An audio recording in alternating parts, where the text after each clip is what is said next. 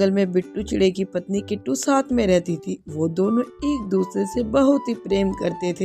एक दिन बिट्टू सुंदरबन जंगल में फूल बेचने जा रहा था। फूल बिकने के बाद थोड़े से फूल बच गए थे। तभी अचानक से बचे हुए फूल सारे गिर जाते हैं एक पीपल के पेड़ के पास। उस पीपल के पेड़ के ऊपर एक चुड़ैल होती है। इस बात से बिट्टू बिल्कुल अनजान था। वो फूल उठाने लग गया। तभी बिट्टू को देखकर चुड़ैल बोलती है, ये तो कितना स्मार्ट है, हाय इसका स्टाइल, और पसंद आ गई मुझे इसकी स्माइल।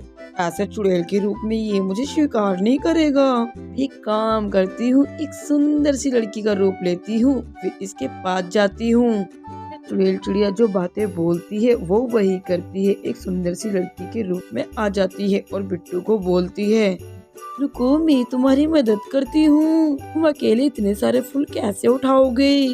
बिट्टू कहता है, धन्यवाद, मैं उठा लूंगा, पर तुम कौन। मैं हूँ स्वीटी, यही पास वाले चंदनवन जंगल जाना है, पर देखो ना रात कितनी हो रही है, मैं अकेले कैसे जाऊँ, मेरा यहाँ रुकना ठीक नहीं है।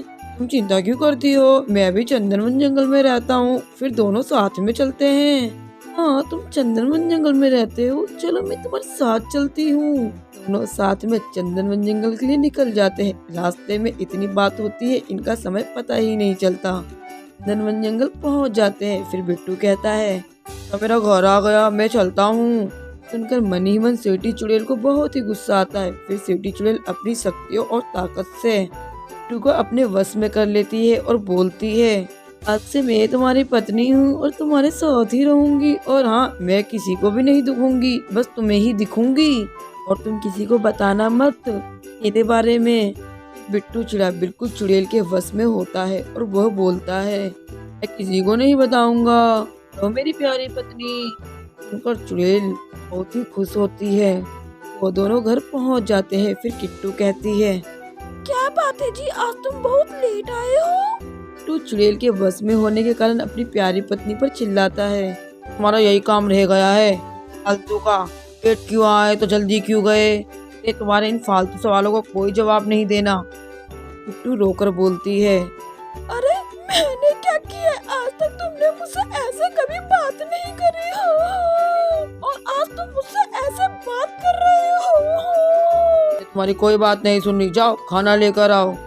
मन ही मन किट्टू कहती है, ये भगवान, शादी के बाद पहली बार मुझसे बिट्टू ने इतनी बुरी तरह बात की और डांटा है, मुझे बिट्टू से कोई बात नहीं करनी। किट्टू बिट्टू से नाराज होकर दूसरे कमरे में सोती है। बिट्टू को थोड़ा थोड़ा सब कुछ याद आता है और बोलता है, मुझे माफ कर दो किट्टू।